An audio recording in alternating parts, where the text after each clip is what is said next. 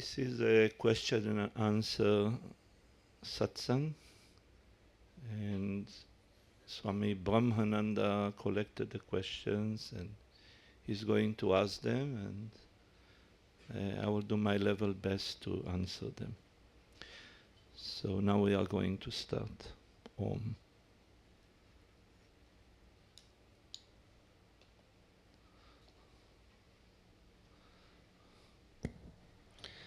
Om Swamiji. Given that a strong body is considered necessary for progress in yoga, is there any hope for those of us with significant health problems to succeed spiritually in this lifetime? Definitely.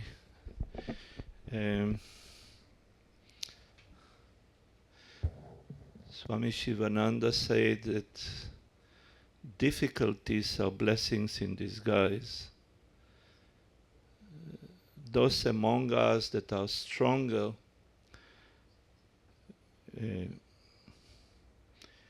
even before they are born, sometimes decide to experience in this life certain difficulties. Difficulties of the body, difficulties of the mind. Sometimes we do it in order to give opportunity to other people to serve and to help. Sometimes we do it in order to pay certain karmic debts faster. But we can be sure about one thing: nothing in this life is meaningless. Everything is meaningful. And when we speak about the law of karma, things definitely have meaning. So sometimes a disadvantage, like a physical difficulty, can turn into a spiritual advantage. Out of the weakness, out of the physical difficulty, out of physical suffering, can come great spiritual strength. And also spiritual opportunities can show themselves out of great physical difficulty, physical pain. Being born with a physical body in this world, having a physical body, the physical body for most of us is a central subject. We are very much focused on the physical body. Therefore, the strength of the physical body and the well-being of the physical body are very important. Saying whatever I said before, it is our duty to do our level best to improve the situation of our own physical body. Therefore, even if we are not attached to it, we should at least try to approach healers or teachers or to do certain practices in order to try and to improve to a certain degree the situation of the physical body. Within our system, we say that the physical body is the living temple of the eternal spirit. Within this temple, the real God dwells. In the sanctum sanctorium of our heart, the true divinity dwells. It is a duty to take care of this temple in the same manner that a Brahmin, a priest, has the duty to take care of the temple. In this temple of the body, within the sanctum sanctorium of our own heart, we worship the true divinity in the same manner that a priest will worship the deity in the temple. And we need to keep the body clean, we need to keep the body healthy, and we need to serve the lotus feet of the deity which dwells within the body in our own heart, through the activities that we do with our mind, with our speech, and with our physical body. The point is this: whatever is our situation, we should always do our level best to live a meaningful life, physically, verbally, mentally, spiritually. Sometimes there are physical difficulties, sometimes there are difficulties on the level of speech, and sometimes there are difficulties on the level of the mind. Nevertheless, what we are is beyond those difficulties. We need to assert our true nature and to live the life that we were meant to live. Saying all of this, we shouldn't forget that we live in a human society. We don't live just for our own sake, but we live to serve others. The yogic view is that there is an underlying unity behind the diversity that we see around us and within us. We should recognize this unity, and seeing the unity of everything that exists, we should serve the others as our own self. In this manner, our own physical health is going to increase, because we will start to realize that our real physical body is not just our own personal physical body, but in reality, all bodies are ours. We need to realize this. Sick bodies, suffering bodies, healthy bodies, strong bodies, they are all our bodies. There is a unity of existence, and this is our true nature. We should not forget it.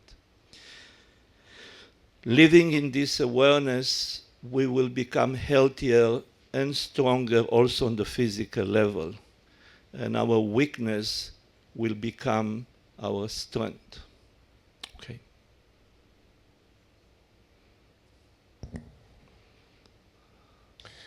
Om Swamiji. Is the rising of the Kundalini shakti in the Sushumna Nadi related to the purity of one's mind? Again, it's a technical question. According to our teachings, there is an underlying ultimate reality behind the phenomenal existence. We say that the ultimate nature of all phenomenal reality is all-pervading pure consciousness or pure awareness. That pure consciousness or that pure awareness, which pervades all phenomena and also transcends them, has a shakti, has a power. And that power, that shakti, in conjunction with the pure consciousness, creates, preserves, and destroys creation in appearance. All creation, all preservation means whatever seems to exist, and everything that is destroyed or dissolves exists within that infinite reality, which is underlying everything. When we say exist within that reality, the meaning is dependent upon it. This is the meaning. Does not have an independent existence. That shakti, that power of pure consciousness, which is not separate from it, which is the power that creates, preserves, and destroys everything, dwells within our own body in a dormant form, and it's called the Kundalini Shakti. We call the Kundalini Shakti also the universal divine mother. As people are speaking about God as a universal father, in our tradition God is seen also as a universal mother, Shakti. That universal mother that is behind all creation, all preservation, all destruction, which is the power of pure consciousness, dwells within our own body. And it's dormant, it rests, but it can be awakened. When it is awakened, what it does, it dissolves its own creation. And in the process of dissolution, it removes the veils of illusion which do not allow us to see the true nature of reality. This is the Kundalini Shakti. It's not just a little energy that dwells within us, but it is very sacred and it's mighty. Now Swami will remind all of us what was the original question regarding the Kundalini Shakti. Om Swamiji. Is the rising of the Kundalini Shakti in the Sushumna Nadi related to the purity of one's mind? The Sushumna Nadi. Nadis are channels, subtle channels in the astral body, in our subtle body, not in the physical body, to which prana or life force flows. According to our tradition, there are 72,000 channels. Among them, the most important ones are 3 channels, either on the right side of the spinal column, either on the left side of the spinal column, Pingala on the right side of the spinal column, and the most important channel is the central channel in the middle, the Sushumna. We call it the Sushumna Nadi. In the Sushumna Nadi dwell the main chakras, the main centers of spiritual force or spiritual energy within us. Our physical body is a microcosmos, is a small universe. Everything that it exists within the large universe exists within the small universe. So in our tradition, we say there are 14 planes of existence. These 14 planes of existence, which exist in the large universe, exist within the form universe, and they are represented by these chakras, by these main centers of energy. Among these chakras, the seven chakras are main or major. So when the Kundalini Shakti rises, she dissolves her own creation, and she rises through the Sushumna, through the central channel, which exists within the astral body. And when it attains, or when it reaches the crown chakra, it unites with Shiva, or pure consciousness, and realizes itself as not separate from that infinite, all-pervading pure consciousness. The question was, is purity required for the awakening of the Kundalini Shakti? We don't understand the meaning of the word purity, but the answer is yes, purity is required. To understand better purity, in Sanskrit, the name for purity is sattva. Yes, the dominance of the sattva guna, the dominance of the quality of purity is required as a foundation before the Kundalini Shakti is awakened. She can be awakened even if purity is not there. But then the process of awakening will be quite difficult and quite painful, Therefore, purity as a foundation is much better. How do we attain purity? There are many, many methods. The main method of purifying ourselves is called karma yoga, selfless service to our fellow beings. In each one of the yogas, there are methods of the purification of the system.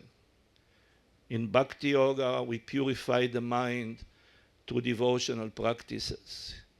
In Raja Yoga, we purify the mind through Hatha Yoga techniques and through meditative techniques. In Jnana Yoga, we do the final purification when we eradicate primordial ignorance or not knowing our true nature and misunderstanding our own true nature and the true nature of everything else. All of these things are purifications. Within the system of yoga, we speak about 3 types of purification. Purification of the heart through karma yoga. Then the purification of the heart means eradicating selfishness from our heart by serving others selflessly. Purification of the mind that is restless and outgoing through the practice of bhakti yoga, the devotional yoga. Steadying the mind and making it one-pointed to the practice of Raja Yoga. And finally, the purification of the ultimate impurity, which is called avidya or ignorance, through the practice of Jnana Yoga or the Yoga of Wisdom. As we go through these processes of purification, at every stage, the Kundalini shakti may awaken or can awaken. So yes, purification is necessary and is recommended before the awakening of the Kundalini Shakti. Okay. Om Swamiji. Is there any reason that we should not use the abdomen as a focal point for meditation? If I practiced with the abdomen as the focal point for a long time, do I have to change? Within our own tradition, when we meditate, there are 2 focal points in the physical body on which we focus our mind. One is the center of the heart, which is the center of love, of devotion. Another possible point of concentration is the point between the 2 eyebrows, which is the seat of the mind. Our teachers, since time immemorial, recommended to us to meditate on one of these 2 points. They told us that if our nature is more emotional, we should focus on the heart. And if our nature is more intellectual, we should focus between the 2 eyebrows. Saying this, there are systems like the system of Laya Yoga or Kundalini Yoga, where meditation starts at the lower chakras, at the lower centers of energy, and we learn to meditate in sequence on each one of the chakras, from the bottom chakras and up to the highest chakras. So indeed, there are certain systems within our tradition where temporarily meditation on the lower chakras takes place. But generally speaking, within our own traditions, it is recommended to meditate either on the heart or on the point between the 2 eyebrows. And once we choose one of these points, to stick to that point, not to change it. We are aware that there are certain systems of meditation where people are meditating on lower chakras, like the Manipura chakras, at the area of the solar plexus, or even the Swadhisthana chakra, which is at the area of at the root of the sexual organs. in different traditions, masters have their own reasons why they instruct the students in a particular way. So if you belong to a certain tradition, and if you consider a master in a certain tradition to be your guru, you have to follow the instructions received from that guru. In our tradition, we meditate either on the heart or on the point between the two eyebrows. Now, my suggestion is this: as long as you are with us, as long as you practice what we teach you, please stick to the guidelines that you get from us, right? So we are teaching you a certain tradition that has been going on for thousands and thousands and thousands of years. And we guide you in a certain manner. So please, as long as you are in this ashram, try to follow this tradition.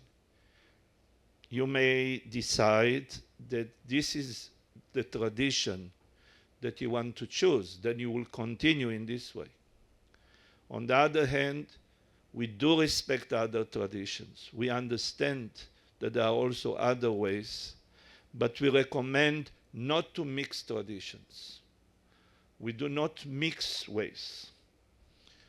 We can gather together and celebrate together.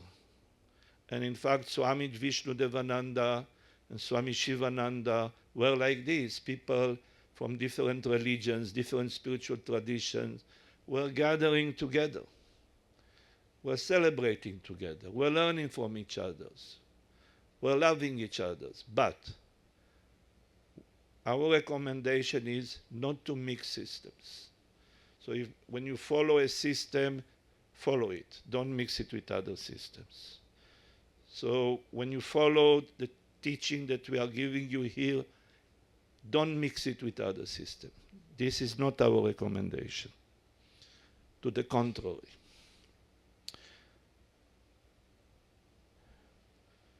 Similarly, if you are a follower of another system, let's say you are in another ashram, and a master gives you an instruction, and you practice it. During that time, don't mix it with another system. It's not good to mix six systems. We don't mix.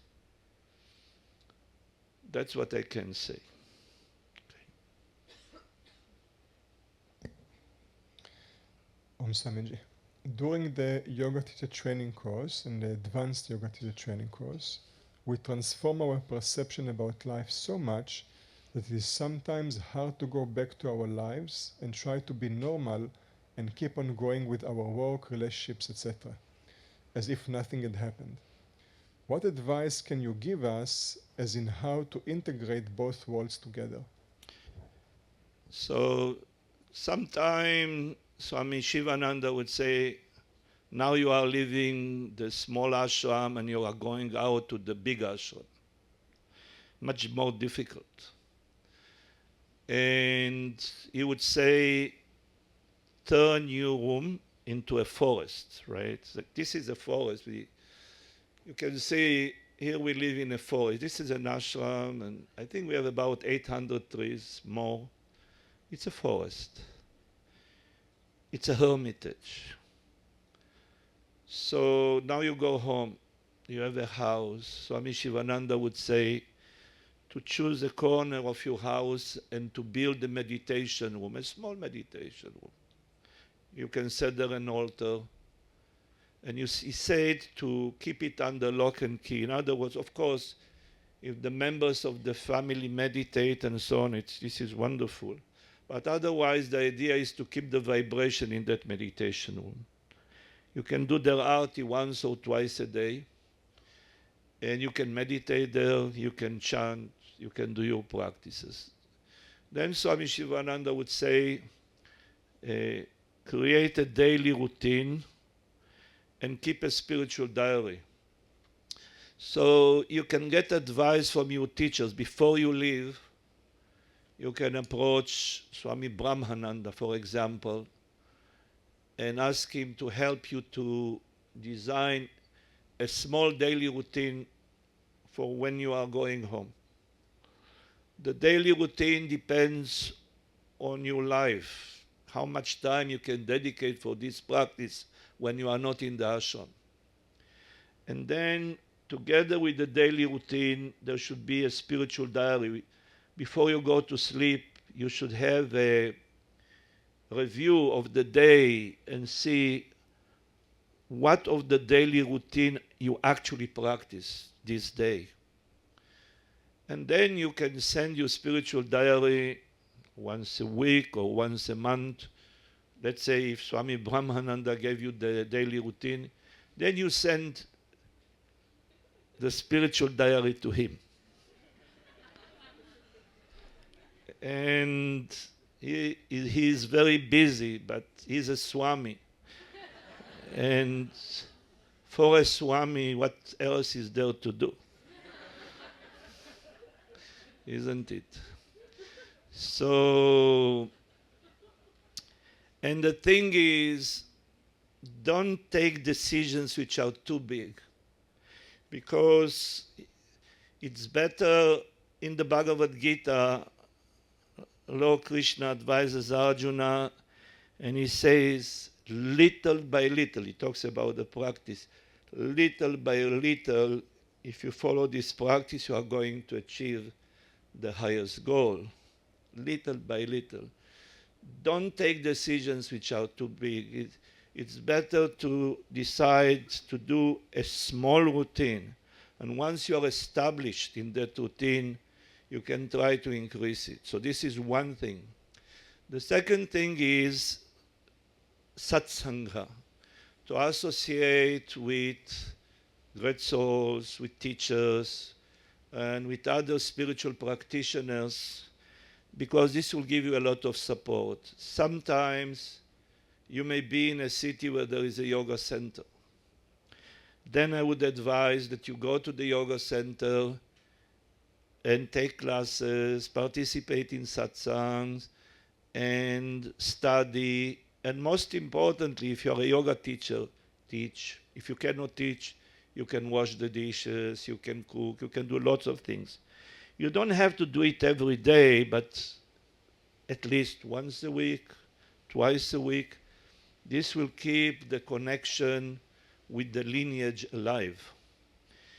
If you don't have a center in your city, with the help of your teacher, with the help of the organization, maybe eventually you can create a small center.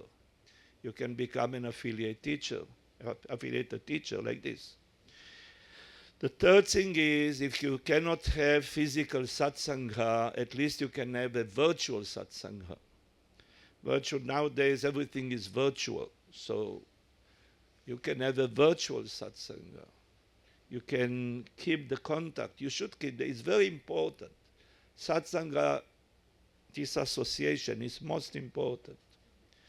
If you have friends that, let's say, follow the same practice, or teachers in your city, invite them to a satsanga, create a small group, meet once a week, meditate together, do some study together, practice together. Keep contact with the community of practitioners like this. And periodically come to the ashram. Our organization is large, but we are one organization. We have our teacher is Swami Vishnudevananda. Wherever you go, we follow the same teaching.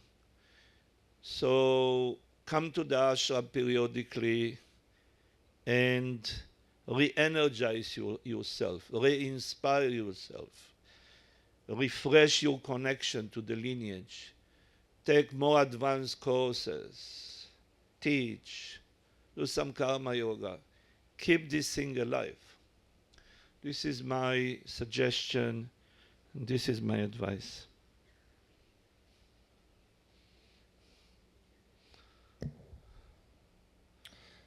Swamiji, how can I improve my meditation practice? First of all, I need to say that within our own tradition, in order to have a strong meditation practice, we need to understand a few things. Meditation does not stand on its own. It's not something that stands on its own, but it stands within a larger structure which consists of 4 yogas: karma yoga, the yoga of selfless service; bhakti yoga, the yoga of devotion; raja yoga, the yoga of meditation; jnana yoga, the yoga of knowledge. We need to understand this. Now, the yoga of meditation is called raja yoga. So when we speak about raja yoga, meditation needs to be supported by a few things: by the learning and practicing to a certain degrees the yamas and the niyamas, the foundational practices of meditation, which are the ethical practices which lie at the very foundation of the tree of meditation. Then, most important, in order to develop a good practice of meditation, yoga, asanas, and pranayama need to be practiced daily.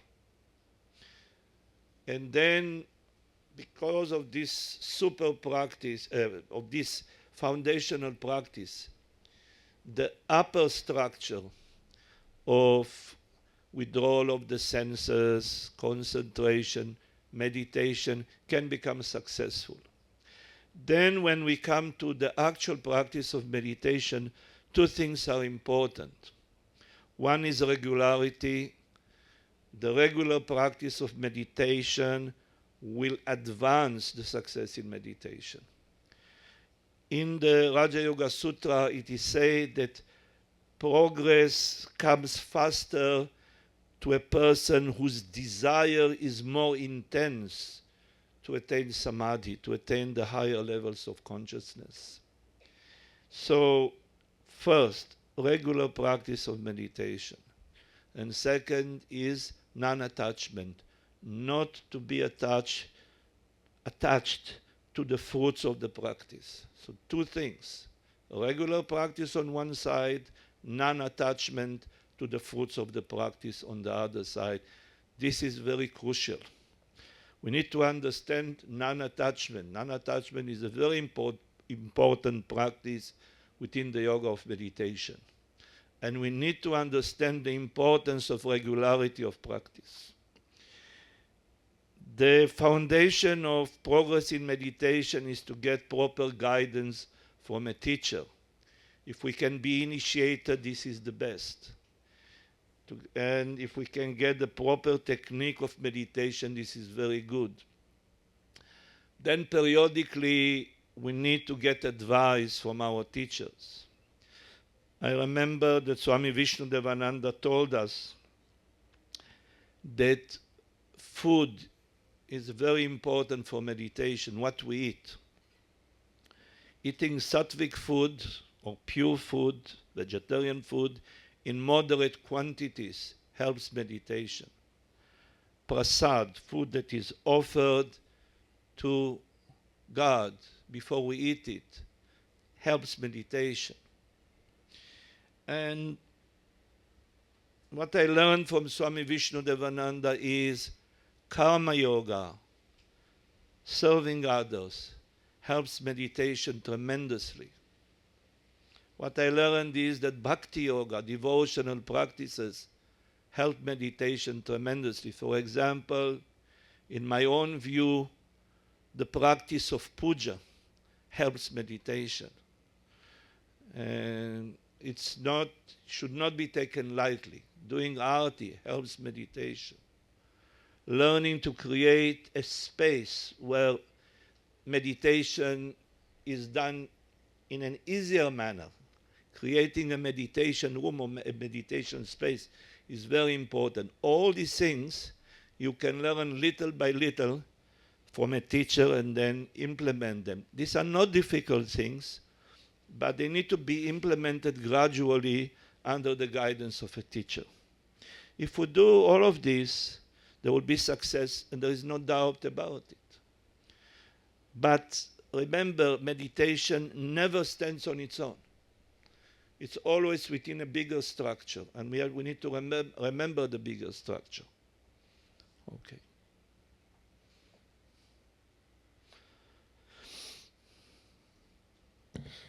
Om Swamiji, what is the meaning or significance of the spiritual name given during the mantra initiation? When we are born, the father and the mother are giving us a name.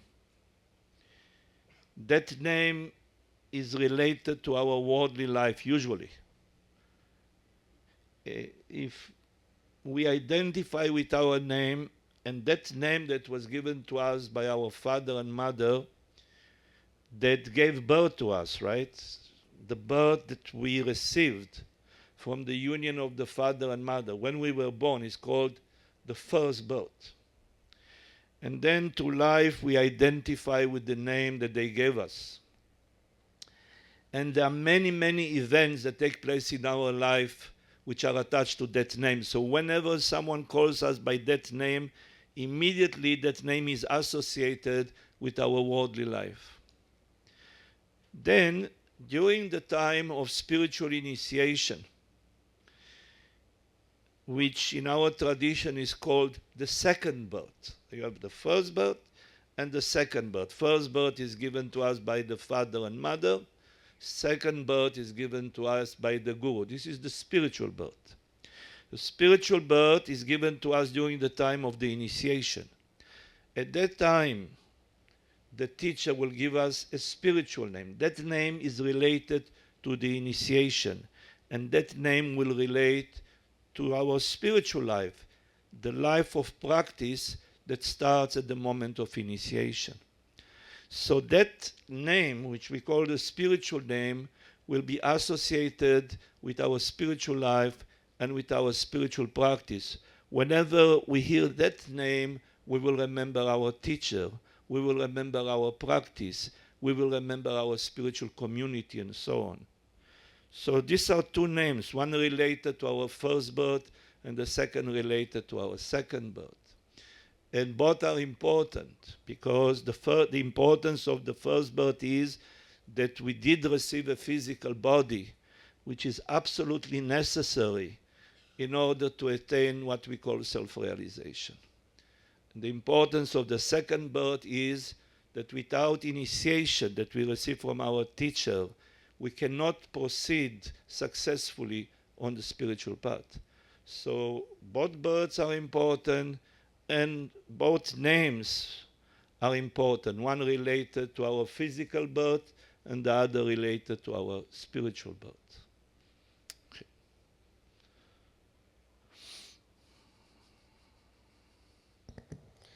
Om Swamiji, how does one cultivate bhakti and self-surrender? How does one? Bhakti means love. Intense love that is directed in our tradition, and in our tradition we do believe in the existence of a supreme being, Ishvara, God.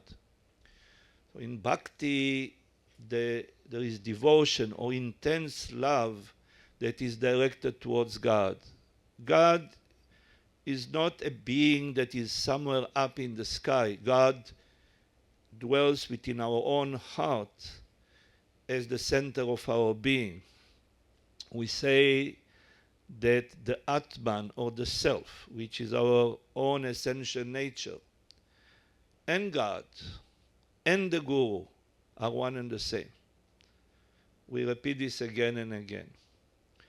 So there are people that do not believe in God, but they do believe in the Atman, the Self, in our true eternal nature, or they believe that the Guru does exist.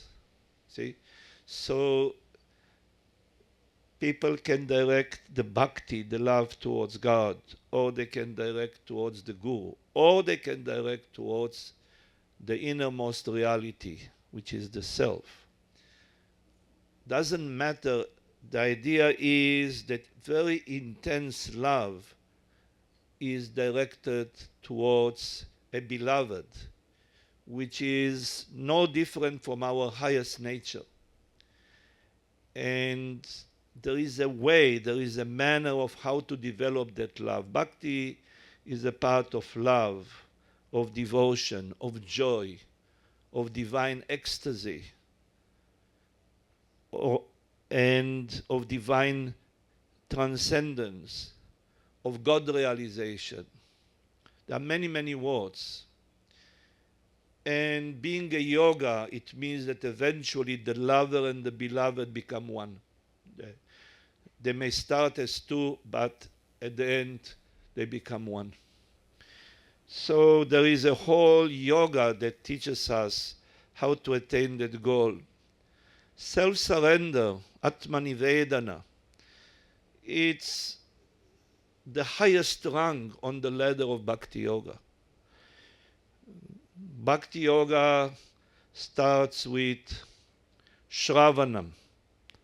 Shravanam means listening to stories, right? So to make it simpler, if you hear stories about Swami Vishnudevananda, eventually you may develop devotion towards Swami Vishnudevananda. So you need to hear stories about your beloved, and love may be invoked. And similarly, if you hear stories about Lord Krishna, devotion towards Lord Krishna may be invoked, like this. So Shravana means hearing stories that are told by a bhakta, by a devotee of God. This is very important. The transmission of bhakti is direct. It happens from the heart of the bhakta to the heart of the student. Therefore, when we sit at the feet of bhaktas, of saints, of devotees of God, and they tell us the stories of the Lord, this can invoke within our own heart bhakti. And then there is kirtanam, singing the divine glories, singing the divine names. This is also bhakti. And there are 9 modes of bhakti. It's like a ladder. And at the top of that ladder, there is Atmanivedanam, total self-surrender, like the drop of water that falls into the ocean and becomes one with the ocean. So the lover becomes one with the beloved in total self-surrender. This is called surrender.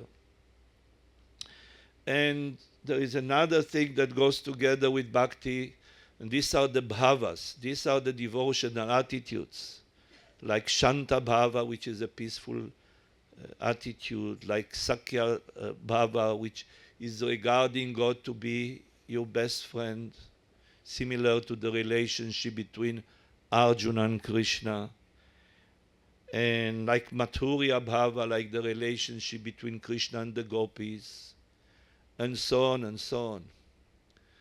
So Bhakti Yoga being a yoga of love and relationship, there are relationships, devotion and relationships in Bhakti Yoga, and at the same time there is a ladder of practices which leads to the highest rung of Atmanivedanam, or total self-surrender. So, like in any other yoga, you need to have a teacher that can teach you Bhakti Yoga. You need to have a community that supports your practice. For bhaktas, satsanga is most important. Usually, when we study about Bhakti Yoga, there are 9 modes of bhakti, but usually we don't talk about satsanga. But those of you that have studied the Ramayana, there is a discourse, there is a conversation that goes on with Lord Rama, where Lord Rama himself explains what is necessary in order to develop bhakti. And he says that the most important thing which is necessary in order to develop bhakti is satsanga, to be in the company of saints, to be in the company of bhaktas. It's like to be in the company of fire. If you are in the company of fire, you're going to catch fire. If you are in the company of bhaktas, you are going to catch bhakti. This is all I can tell you. So this is very, very important. Bhakti yoga is a real yoga. It's an extraordinary yoga. And for us, it's very important. It's a very important yoga on our path. So I hope that I answered this question and I didn't miss anything.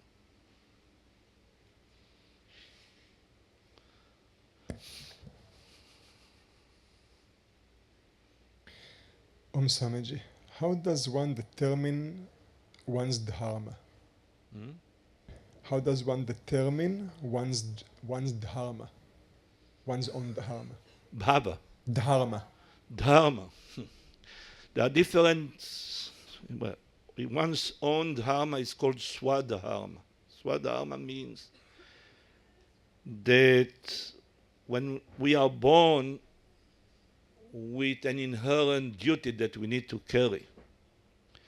So in the ancient time in India, the swadharma was quite clear. You were born either as a brahmana, you were born as a brahmin, or you were born a kshatriya. A brahmin means one that belongs to the priestly caste, or you may be born as a kshatriya, one that is born to the caste of warriors, or you may be born as a vaishya, one that belongs to the caste of business people, merchants, and so on, or you may be born as a shudra.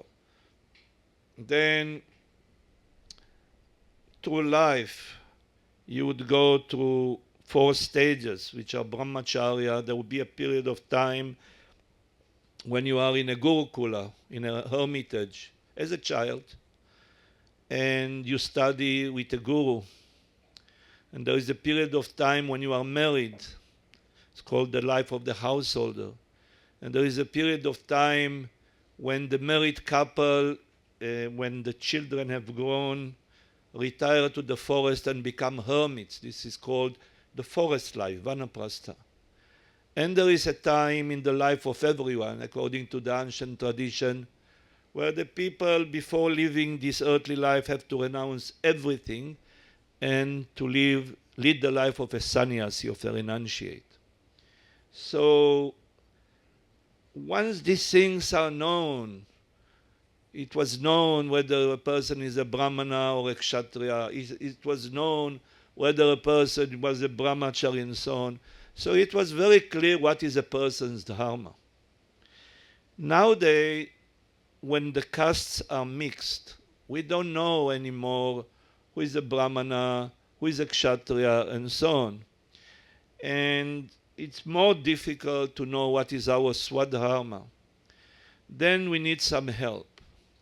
Swami Swaroopananda is knowledgeable in the science of Jyotish, science of Vedic astrology.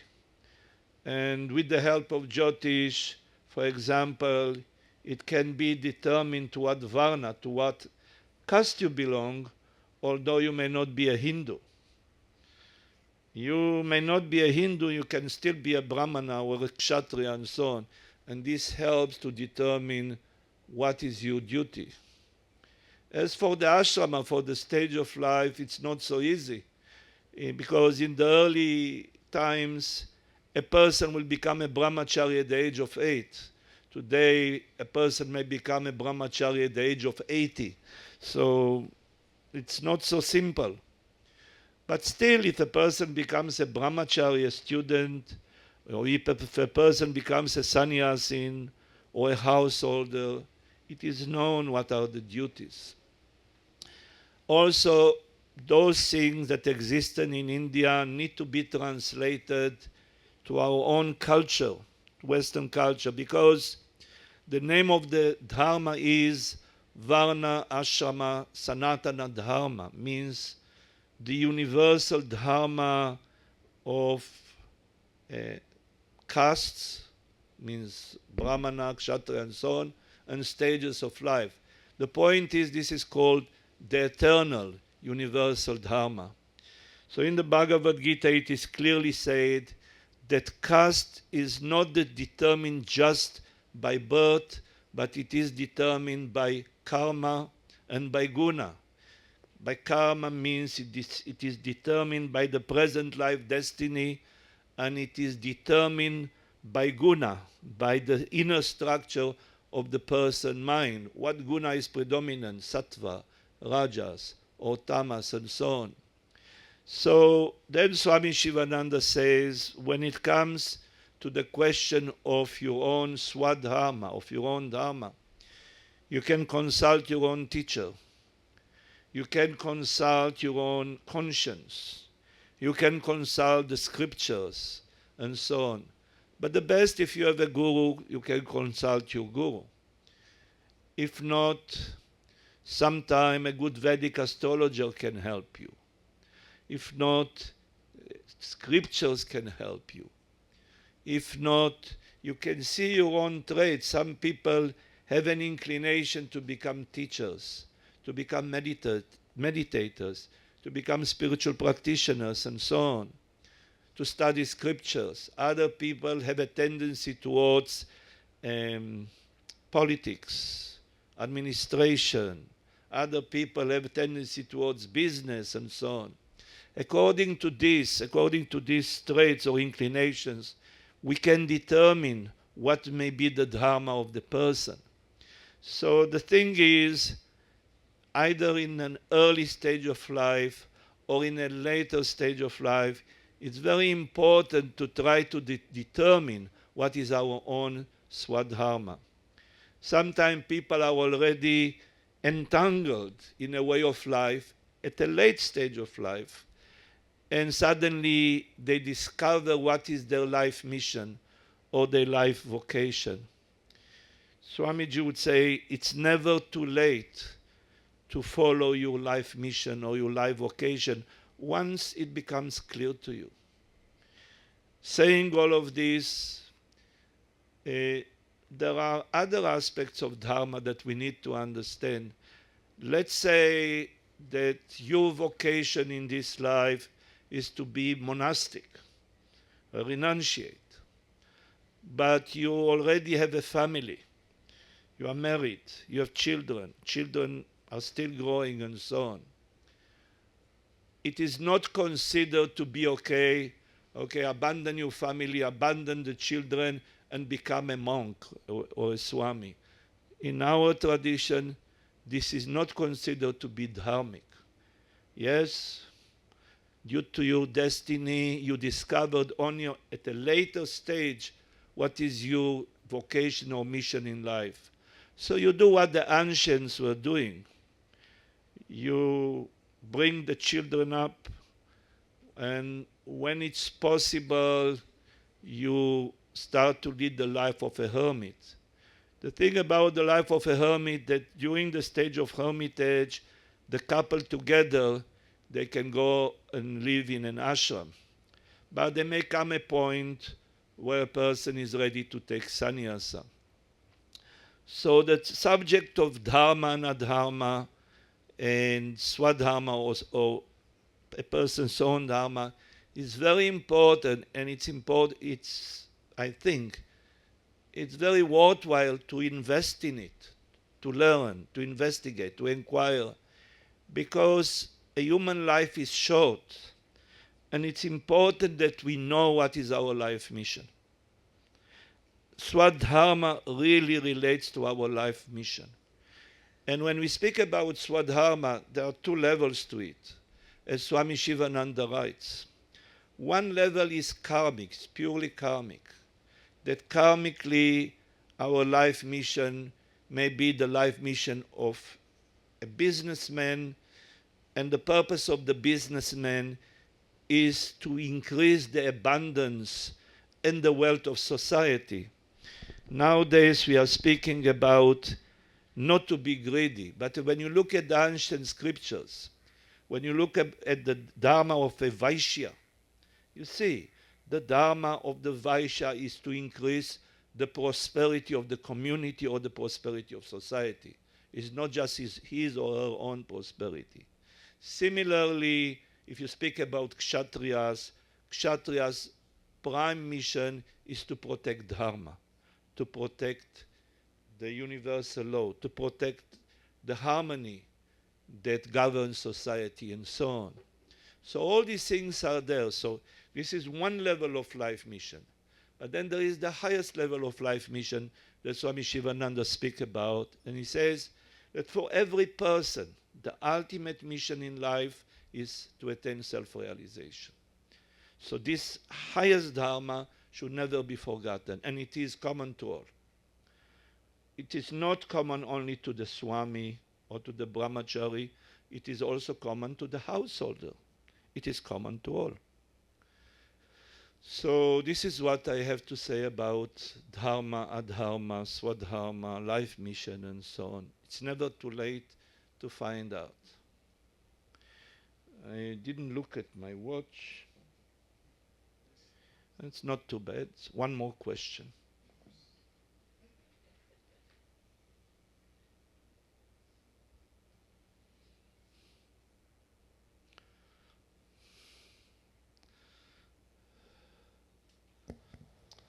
This question has few parts.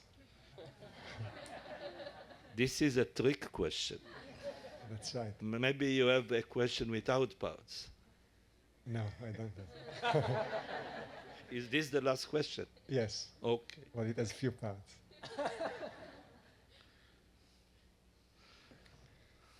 Om Swamiji.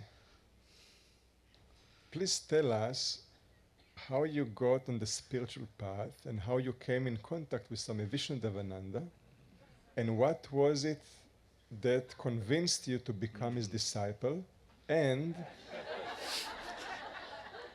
I guess that this question was written by Swami Brahmananda.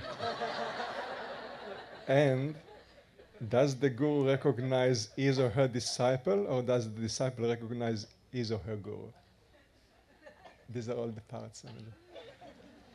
What was the first part?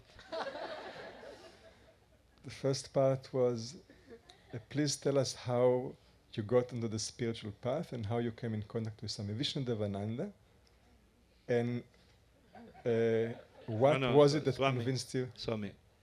First question is, how did I get into the spiritual Yes, path? Okay. that's the first question. To my memory, I was born in the spiritual path. I don't remember any stage of my life when I was not in the spiritual path. Formally, I started to learn yoga, I would say, at a very early age, let's say at the age of 9,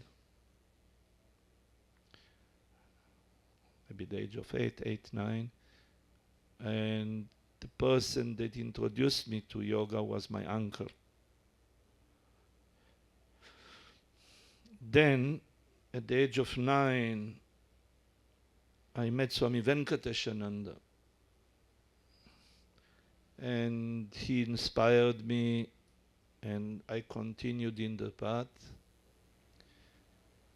Through my life, I met great yogis, but I didn't meet my guru until 1975. In 1975, I met Swamiji. Before it, I had great teachers, but 1975 I met Swamiji. Then in 1976 I came to this ashram. I didn't know yet that Swamiji is my guru. And in 1976 I recognized Swamiji to be my guru. Afterwards it was hard work. Because once you recognize your guru and the guru accepts you, you need to follow the instructions of your guru. It was hard work, but I can say that I was never disappointed. To the contrary, I can say that in spite of many difficulties, whatever promises Swamiji promised were fulfilled and are still being fulfilled. I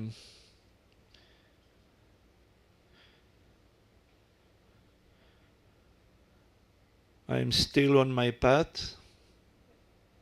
Swamiji is still my guru, Swami Vishnudevananda. He is still guiding. I am still practicing.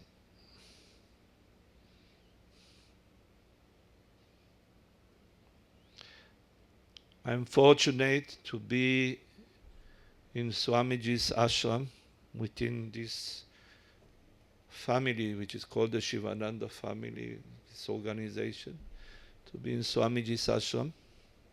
I think for me it's fortunate. And I'm doing my level best to follow his spiritual instructions. My Guru Bhais are giving me spiritual support. Guru Bhais means other disciples of Swamiji. And the large Sivananda family gives the support. And together we help each other and we continue to grow.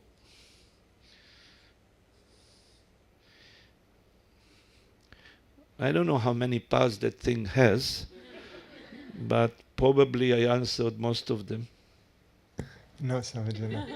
Not yet.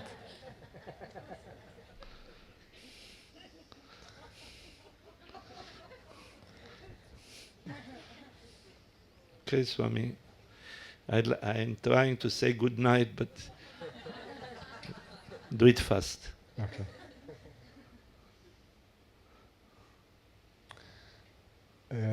One more part is left, Swamiji. Okay. Does the guru recognize his or her disciple, or does the disciple recognize his or her? Both. Both. Disciple recognizes the guru recognizes the disciple. Both.